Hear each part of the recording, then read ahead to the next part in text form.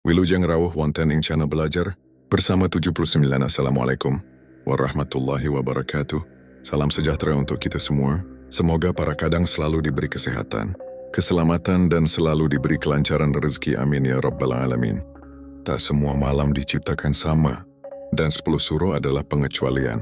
Di tengah sunyinya malam-malam bulan suro, ada satu malam yang menyimpan kekuatan besar. Malam 10 suro. Dalam kepercayaan Jawa dan spiritual Nusantara, malam ini bukan sekadar tanggal dalam kalender, melainkan malam ketika langit terbuka, tirai gaib menipis, dan bumi dipenuhi getaran energi dari alam tak kasat mata. Banyak yang hanya memandangnya sebagai malam biasa. Namun bagi mereka yang tahu, inilah saat emas untuk melakukan 7 amalan yang bisa membuka rezeki, membentengi diri dari gangguan gaib, hingga menarik kekuatan spiritual yang dahsyat. Amalan pertama, tirakat niat pembersihan diri. Dalam laku spiritual Jawa, tidak ada amalan yang lebih mendasar dan paling disarankan pada malam 10 suro selain tirakat. Kata tirakat berasal dari bahasa Arab tarika, yang artinya jalan. Tapi dalam budaya Jawa, tirakat lebih luas maknanya. Sebuah laku prihatin, menahan hawa nafsu, menyepi dari keramaian dunia, dan membersihkan diri lahir batin. Tirakat bukan hanya puasa, tapi proses mengosongkan diri agar bisa terisi oleh energi langit. Ibarat kendi, sebelum bisa diisi air suci, ia harus dikosongkan dulu dari kotoran dan ampas. Pada malam 10 suro, tirakat menjadi semacam ritual pembuka gerbang. Dalam kepercayaan Jawa, malam ini adalah waktu ketika langit spiritual paling terbuka. Tapi hanya mereka yang melakukan tirakatlah yang bisa melihat pintunya.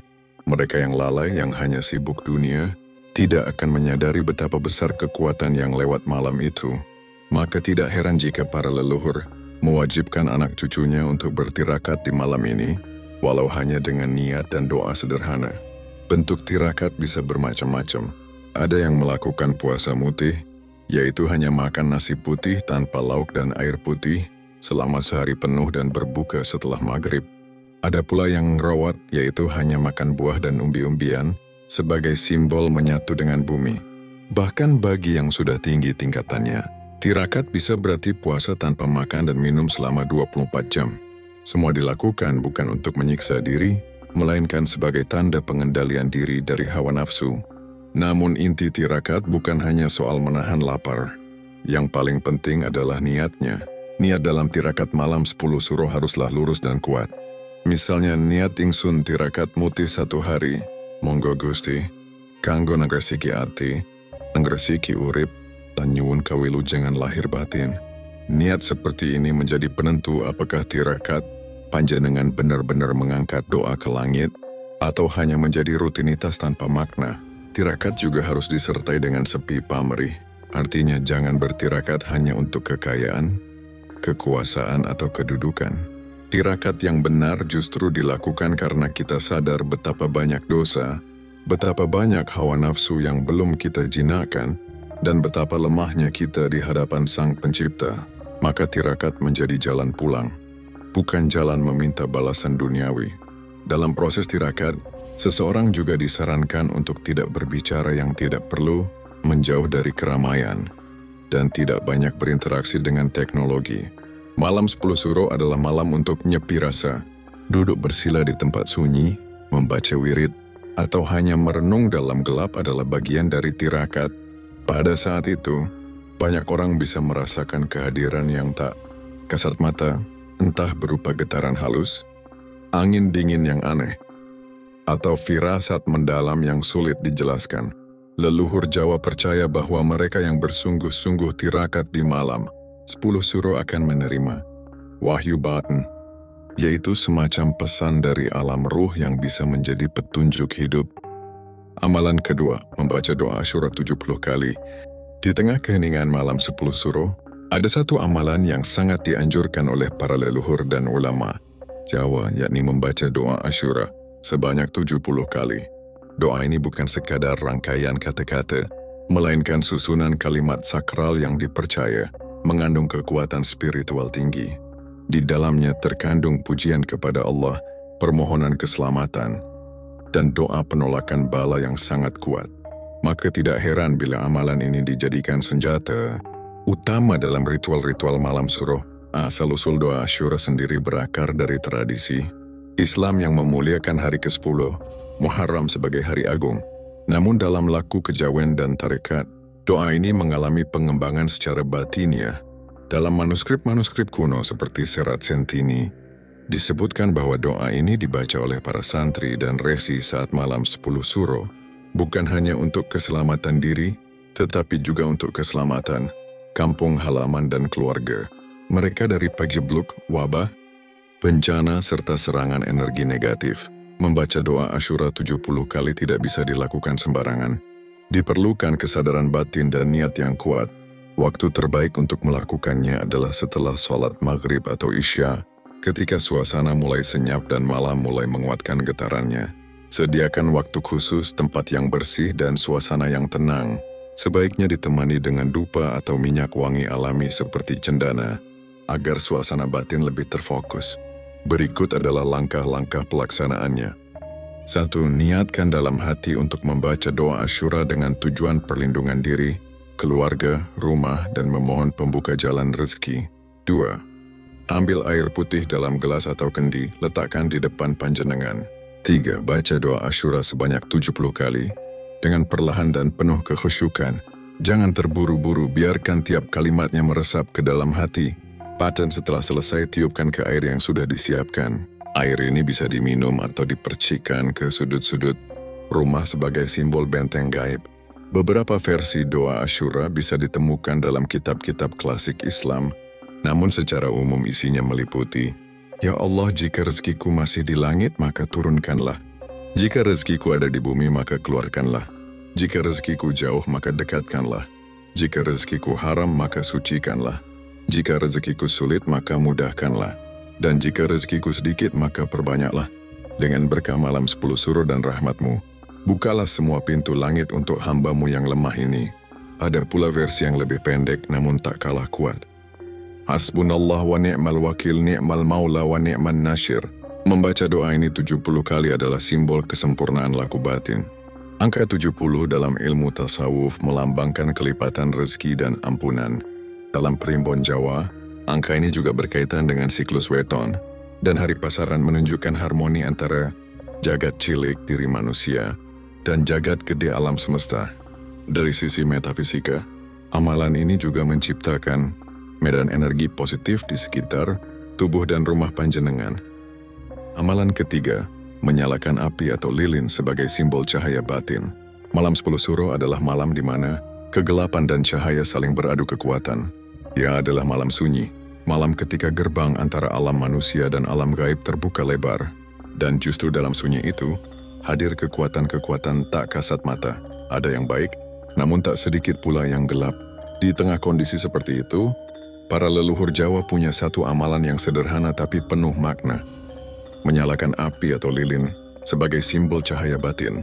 Dalam dunia spiritual Jawa, api adalah elemen suci. Ia bukan hanya sumber penerang, tetapi juga simbol transformasi. Api bisa menghancurkan kotoran, membakar energi buruk, dan sekaligus menerangi jalan bagi jiwa yang sedang mencari petunjuk. Maka tidak heran jika dalam banyak ritual malam, suro baik di keraton maupun pedesaan, lilin dan obor selalu menjadi bagian penting, yang tidak hanya berfungsi fisik, tapi juga sebagai penjaga ruang batin dari intervensi gaib yang negatif. Menyalakan lilin di malam 10 suro bukan sekadar rutinitas. Ada niat, doa, dan tata cara yang harus diikuti agar cahaya itu benar-benar menjadi lampu batin yang mengusir kegelapan dalam diri dan sekitar. Berikut ini adalah laku lilin yang diwariskan turun-temurun oleh para pinisepuh. 1. Siapkan 4 buah lilin putih atau kuning, letakkan di 4 penjuru ruangan timur, barat, utara, dan selatan. 2. Saat menyalakan lilin, ucapkan dalam hati, "Kahyaning uripiki dudu saka lilin iki nangging saka padang atiku. Aku nyuwun pepadang kawilujengan lan pangreksan saka kabeh gaib kang Allah." 3. Bacakan ayat kursi Al-Falaq dan An-Nas jika beragama Islam, atau mantra pelindung sesuai keyakinan masing-masing. 4. Setelah lilin menyala, duduklah bersila di tengah ruangan. Diam, rasakan cahaya yang bergetar dari sekelilingmu. Mengapa 4 penjuru? Dalam kepercayaan Jawa, alam ini dijaga oleh 4 penjaga arah mata angin. Sang Hyang Ismaya, Barat, Sang Hyang Brahma, Timur, Sang Hyang Mahadewa, Utara, dan Sang Hyang Wisnu, Selatan. Menyalakan lilin di 4 arah adalah cara menyelaraskan energi kita dengan kekuatan penjaga semesta itu. Lilin yang menyala juga diyakini dapat menjadi pengusir tamu tak diundang dari dunia halus. Mereka yang berniat buruk, entah dari bangsa lelembut, jin atau sukma gentayangan, akan merasa silau dengan cahaya spiritual dari lilin yang dibacakan doa. Bahkan di banyak daerah, orang tua dulu mewanti-wanti agar setiap rumah punya minimal 1 lilin menyala saat malam 10 suruh, terutama jika rumah tersebut pernah mengalami gangguan mistis. Tapi lebih dari itu, lilin juga melambangkan penerangan batin. Api kecil yang menyala dalam gelap adalah simbol dari kesadaran spiritual kita. Semakin terang cahayanya, semakin bersinar pula pemahaman dan kebijaksanaan dalam diri. Lilin mengajarkan bahwa meski kecil, terang tetap bisa mengalahkan gelap. Dan itulah sejatinya kekuatan manusia. Bukan pada besarnya tubuh, tapi pada cahayanya batin. Selanjutnya, mandi air kembang 7 rupa, ruatan diri di malam puncak energi. Dalam kehidupan spiritual masyarakat Jawa, mandi bukan hanya untuk membersihkan tubuh jasmani, tapi juga untuk menyucikan sukma dan aura. Di malam 10 suro yang syarat energi gaib dan getaran langit, ada satu ritual yang sangat dianjurkan bagi mereka yang ingin melepaskan kesialan, menyapu energi negatif dan membuka aura rezeki, mandi air kembang 7 rupa. Air kembang 7 rupa bukan sekadar air biasa yang dicampur bunga. Ia adalah medium spiritual, alat ruatan, sekaligus simbol kesadaran bahwa manusia perlu mereset ulang tubuh halusnya. Dalam budaya Jawa, diyakini bahwa tubuh manusia menyimpan jejak-jejak energi dari setiap pengalaman, trauma, bahkan kutukan dari leluhur atau musuh tersembunyi. Semua itu bisa melekat di kulit halus dalam bentuk energi yang tidak terlihat. Maka mandi kembang pada malam 10 suro adalah upaya membersihkan lapisan-lapisan halus itu. Lantas, bagaimana cara melakukan mandi ini agar tidak sekadar menjadi basuhan tanpa makna? Langkah 1, persiapan bunga dan air. Carilah bunga 7 rupa. Masing-masing memiliki getaran energi tertentu. Umumnya yang dipakai adalah 1. Mawar merah, melambangkan kekuatan cinta dan keberanian. 2. Mawar putih, simbol kesucian dan pembersihan diri. 3. Melati, membuka aura dan menarik simpati orang sekitar. 4. Kenanga, memperhalus getaran batin dan menenangkan pikiran. 5. Kantil, penghubung dengan leluhur dan energi masa lalu. 6. Cempaka kuning, melarutkan energi negatif di tubuh. 7. Sedap malam, mengusir gangguan halus dan menarik energi langit. Rendam bunga-bunga ini dalam air bersih yang telah didiamkan semalaman, atau diambil dari sumber-sumber alami. Bila ingin lebih kuat, tambahkan daun bidara atau sedikit garam sebagai penetral energi. Langkah 2. Niat dan waktu pelaksanaan. Lakukan mandi ini sekitar pukul 11 malam hingga sebelum subuh pada tanggal 10 suro. Sebelum mandi, ucapkan niat dalam hati. Contohnya, niat ingsun ruat padan lan ati, nyuwun resiki kang adiluhung rukun slamet, sarta dijauhno saka sengkolo lan energi Allah. Jangan mandi seperti biasa. Siramkan air dari kepala ke seluruh tubuh secara perlahan. Rasakan setiap tetes air, seakan membawa keluar beban dan kegelapan yang selama ini menempel di tubuh. Langkah 3, keheningan dan tafakur. Setelah selesai mandi, jangan langsung bersuara. Duduklah dalam diam, bungkus tubuh dengan kain bersih, disarankan putih, lalu pejamkan mata. Rasakan perubahan di tubuh dan batin. Banyak orang merasakan tubuh mereka jadi ringan, kepala terasa sejuk, bahkan sebagian menangis tanpa sebab. Itu pertanda bahwa energi negatif sedang luruh. Makna simbolik mandi kembang. Ritual ini dipercaya mampu menggugurkan aura sial atau sengkolo yang selama ini membuat hidup terasa berat. Banyak orang yang usahanya stagnan, rumah tangganya sering bertengkar, atau tubuhnya sering sakit tanpa sebab, akan merasakan perbaikan setelah mandi kembang di malam suro. Berikutnya, menanam pusaka di bumi, menidurkan energi liar dari dunia gaib. Bagi masyarakat Jawa yang memegang teguh tradisi, malam 10 suro bukan hanya waktu untuk menyucikan diri, tapi juga saat terbaik untuk meruat benda-benda bertuah, khususnya pusaka dan jimat. Dalam istilah Jawa, tindakan ini dikenal dengan sebutan menidurkan pusaka atau ngelempakno pusoko, yaitu sebuah prosesi spiritual di mana kekuatan benda bertuah diturunkan, dinetralisir atau bahkan dikembalikan ke asalnya, bumi. Pusaka jimat keris tombak kecil akik, atau bahkan rajaan yang diwariskan, Leluhur seringkali menyimpan kekuatan, energi luar biasa. Tapi seiring waktu, energi itu bisa liar, tidak terkontrol, atau justru menjadi sumber celaka bagi pemiliknya jika tidak diimbangi dengan laku batin yang cukup.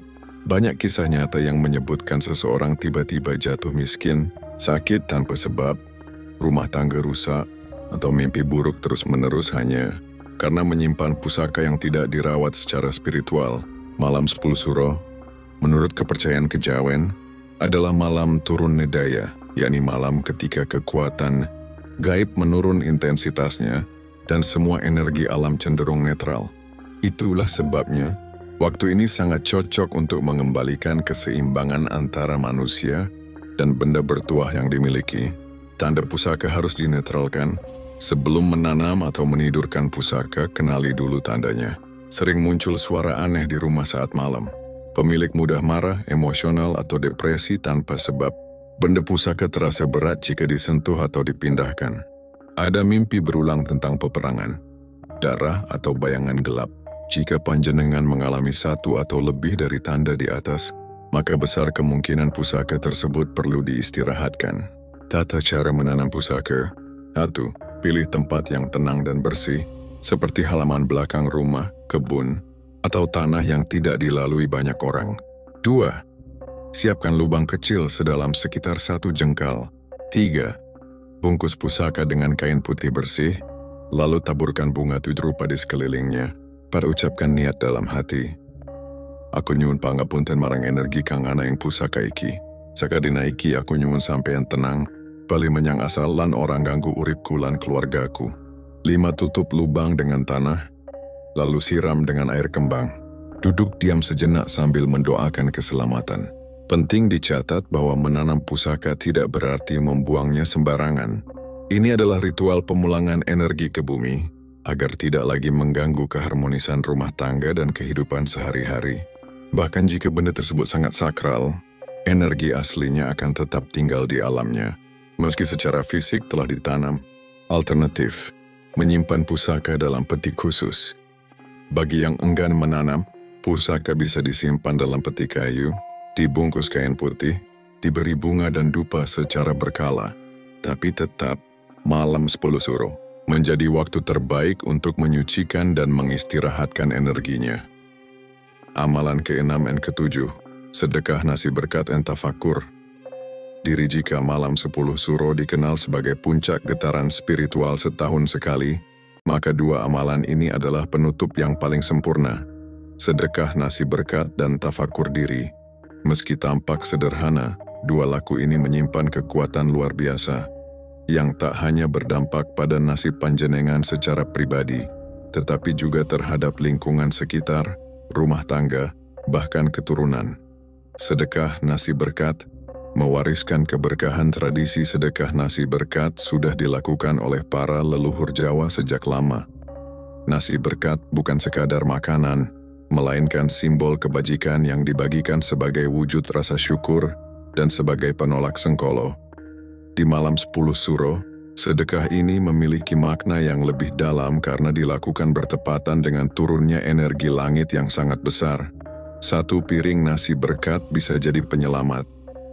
Bagikan nasi berkat ke anak-anak yatim tetangga yang kekurangan tukang becak, tukang sampah, atau siapapun yang ditemui di jalan. Bungkuslah dengan daun pisang atau kertas nasi, bukan kemasan mewah. Simbol kesederhanaan itu justru memperkuat nilai spiritual dari sedekah panjenengan. Saat membagikannya, ucapkan dalam hati, mugi berkah, mugi slamet, mugi Gusti nglancarake dalan kulo lan kulo sedoyo. Jika ingin lebih kuat, tambahkan air putih atau segelas teh manis dan letakkan 1 lembar uang kecil sebagai bentuk pancingan rezeki bagi yang menerimanya. Jangan lupa, lakukan ini dalam keadaan suci, sudah mandi, berpakaian bersih, dan dengan niat yang tulus. Tafakur diri, menyelam ke dalam jiwa. Setelah semua amalan lahiriah dilakukan, tibalah saatnya menutup malam 10 Suro dengan tafakur diri. Ini bukan sekadar meditasi, bukan pula hanya diam memejamkan mata. Tafakur adalah proses perenungan mendalam tentang hidup, dosa, kesalahan, harapan, dan perjalanan batin yang telah kita tempuh. Di malam penuh energi ini, tafakur bisa menjadi momen ketika seseorang benar-benar melihat dirinya sendiri. Duduklah di tempat tenang, matikan lampu, nyalakan satu lilin atau minyak wangi, dan mulailah menarik napas panjang. Rasakan setiap detak jantung. Biarkan pikiran berkelana menyusuri kenangan dan peristiwa hidup. Tanyakan kepada diri, apa saja kesalahan yang telah aku perbuat? Siapa saja yang sudah aku sakiti? Apa tujuan hidupku sesungguhnya? Apakah aku sudah jujur pada diri sendiri?